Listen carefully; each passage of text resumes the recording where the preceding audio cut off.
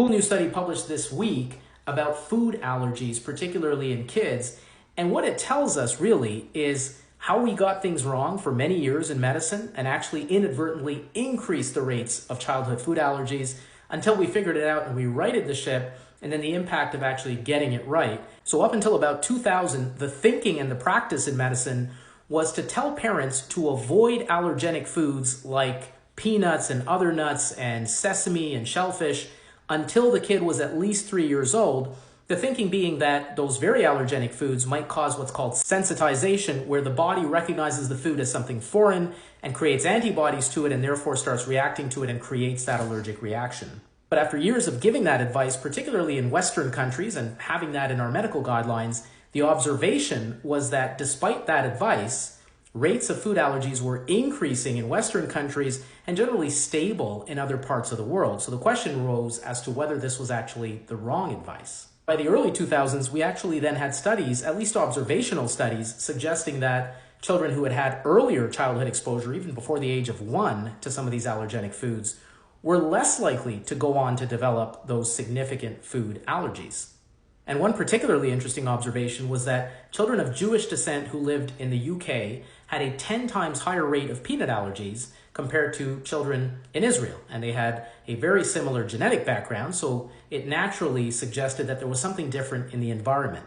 And what they did find was that culturally, there was a snack called bamba that was very often given to children under the age of 1 in Israel. And that snack is basically a corn puff made with peanut butter. And so those children were exposed very early to that peanut allergen, and they had a much lower chance of developing peanut allergy. And that led to a groundbreaking trial called the LEAP trial, or Learning Early About Peanut Allergy trial, that was done in the UK.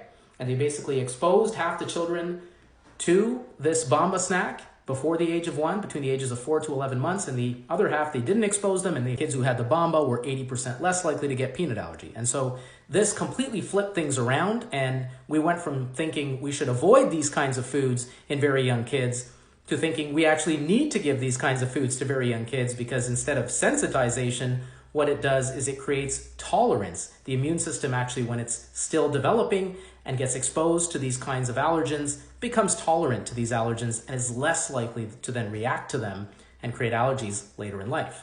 So very soon after this trial was published in 2015, most guidelines around the world issued some type of interim guidance to say that very high-risk children should have early exposure to peanuts between age 4 to 6 months. By 2017, they extended that to even moderate risk children, and by 2021, the advice, and since then, the advice has been for all kids between the ages of 4 and 6 months to have exposure to these allergenic foods to reduce their chances of developing allergies later in life. Now, coming back to this trial, what they've done is they've looked at electronic medical records in primary care clinics across the United States to look at how often kids were being diagnosed with peanut allergies and other allergies.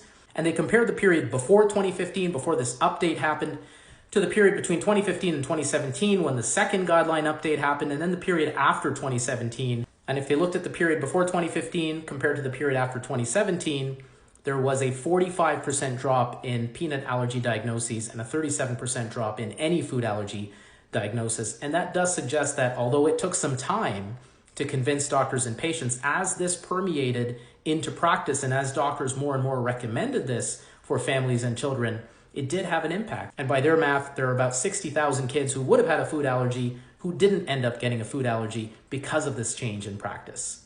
And I think this is a great example of how in medicine, often we build a theoretical model, but until you test it, you don't know if it's right. And that's why doing these kinds of studies is so important. We had it wrong for many years. We were giving the wrong advice. It turns out the best advice was to let your kid eat what you're eating, to sort of do what comes naturally for many families. And once we had the trial data, we completely changed course. And so for most kids, early exposure between 4 and 6 months to these very allergenic foods is not only safe, but it's a way to reduce their chances of later developing very significant allergies.